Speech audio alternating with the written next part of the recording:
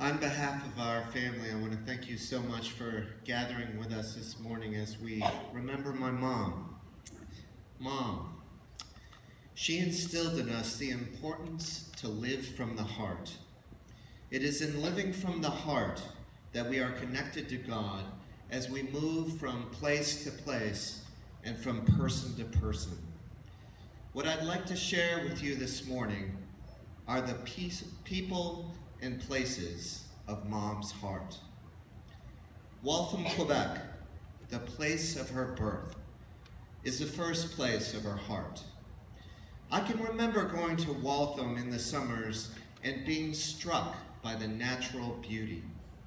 There were the thundering waterfalls going into the dark, deep river, the towering cliffs with majestic trees hanging on in between the rocks, the trails through the forests and around trickling waters.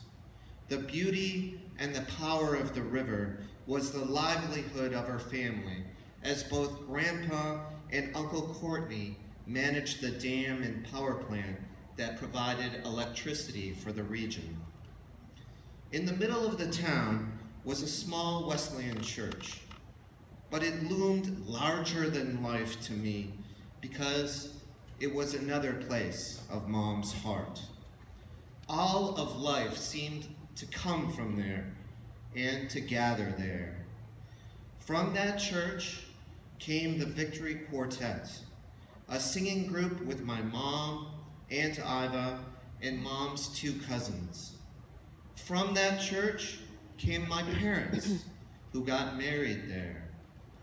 At that church, I would gather with my parents and with Uncle Courtney's family to attend Sunday services.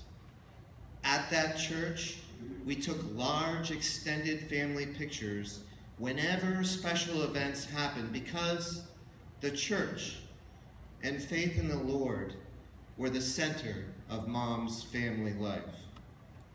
Yes, Mom grew up in Canada, a commonwealth of grand old England, which brings us to a person of Mom's heart, none other than the Queen of England.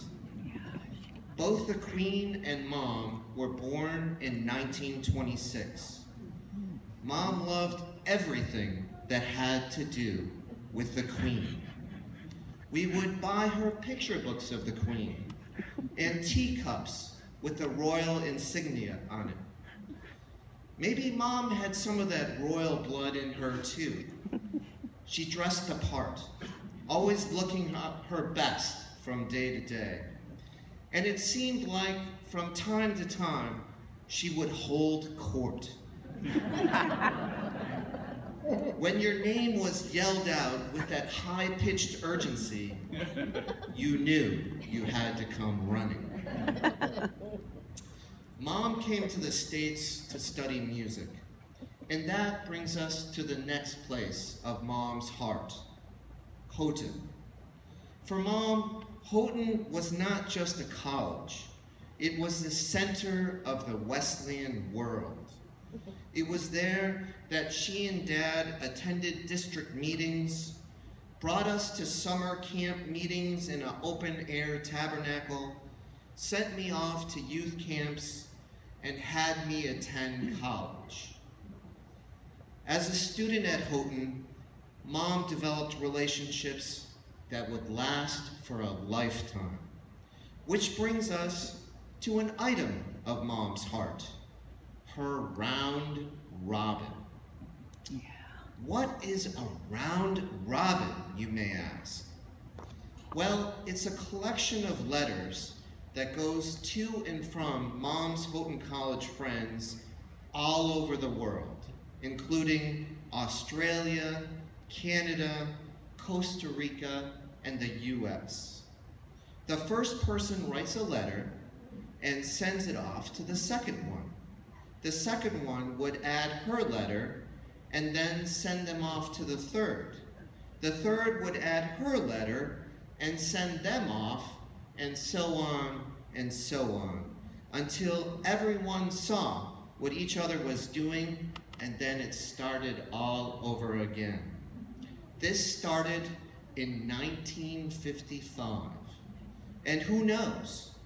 Maybe some computer giants found out what Mom was doing and developed an internet-based round robin called Facebook and Twitter.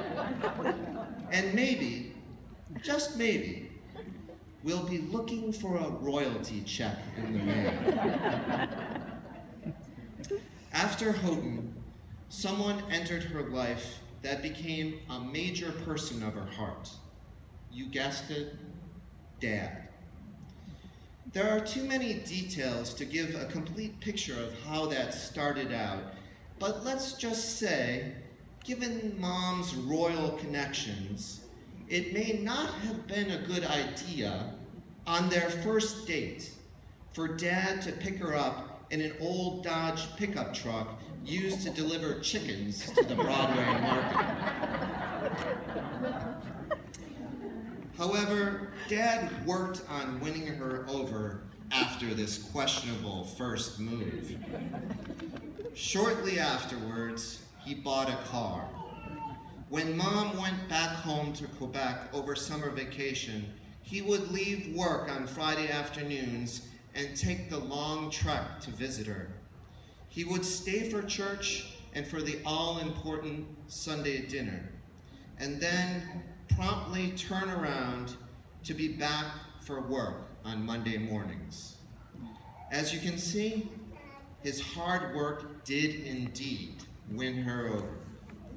And together, they built a house on 11 Calla Lane, raised Philip and me, welcomed Dorsan and Paulette, went on numerous vacations, and celebrated 58 years of married life.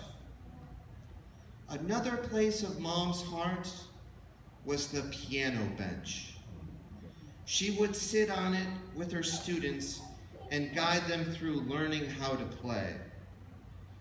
I can remember doing my homework in my room and hearing the same mistakes being played over and over again. One of her former students told me how patient Mom was with her. Mom shared that bench with Philip and with me, teaching us how to play. She even shared that bench with Thomas, helping him out with different songs. Mom also sat on her piano bench as a place of healing. Whenever Mom was bothered by something, she would go over to her bench and play. Usually, hymn after hymn would flow out, all coming from her heart. Mom used to sit on the bench at church also, those times playing both the organ and piano. She would accompany Philip and me when we would play our instruments for special music. And of course, she would play the hymns used to worship. Worship was not something that was left to Sunday. It was what Mom did from day to day, which leads us to the final place of where Mom's heart was led, and that was to God. She constantly filled her heart with the words and songs of God. I would often come into the kitchen and the radio would be turned on to some gospel preacher. I would walk into the living room and she would have a devotional book opened on the table next to her favorite chair. I would walk into the bedroom and see the Bible opened up on her nightstand. I would see her smile when she would visit our church and hear the choir and the pipe organ fill the sanctuary in praise. I would hear her on the phone saying that she was praying for us. And I can hear God telling her now in heaven, "Well done, good and faithful servant."